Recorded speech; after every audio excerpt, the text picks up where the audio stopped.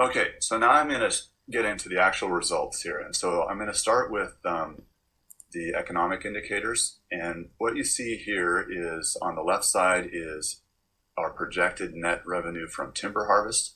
And this is dollars per year for each. And so I'm only showing the first 30 years because trying to go beyond that gets quite unrealistic, I think, from an economic perspective.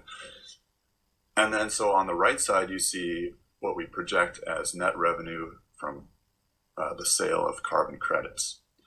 And okay, so a couple of things that I want you to notice on this graph. So on the left side graph, the timber harvest one, the status quo scenario produces the most revenue, particularly in the first 10 years of any scenario. And when you compare it to the carbon ones as well, it's higher. But as the time goes on, the revenue from the carbon scenarios starts to exceed that from the timber scenario, and that's because of some assumptions we make around the price of carbon. The other thing to notice is that the reduced harvest scenario revenue from timber is actually lower than what it should be with respect to the percent of because it had 40% of the volume.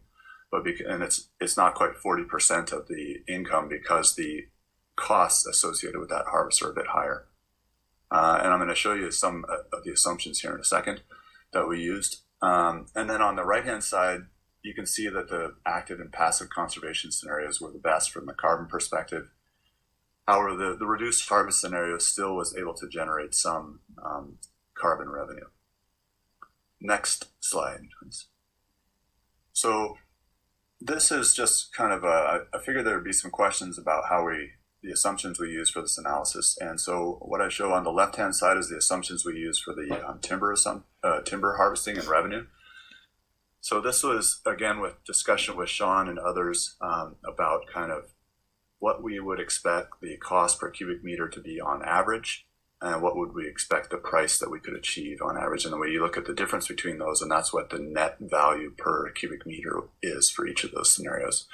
So you can see scenario one has the highest net value per cubic meter, and then actually scenario three, you're not actually making money off the sale of the timber just because it costs so much to do it, and the value of that timber is mixed because it was a mixed bag of timber that you get out of there. Now, there were some comments raised the other day that price of timber that is actually lower than what it is right now, and that's true, it is lower. But what we wanted to do is we wanted to try to capture, we know that timber prices oscillate up and down quite a bit. And so we worked backwards a few years and came up with a projection that we think is going to be kind of one going forward that makes sense on average. The other thing we assumed there is that there would be a 2% increase in the net timber value per year, just based on trends.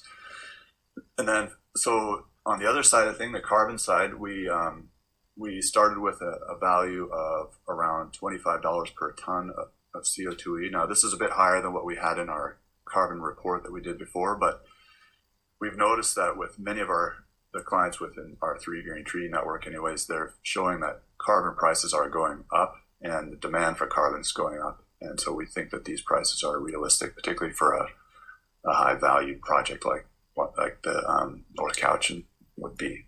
These numbers also include a startup cost of $175,000 and an annual maintenance cost of around $20,000 and an annual increase in carbon price of around 5%. Next slide. Okay, so moving on to the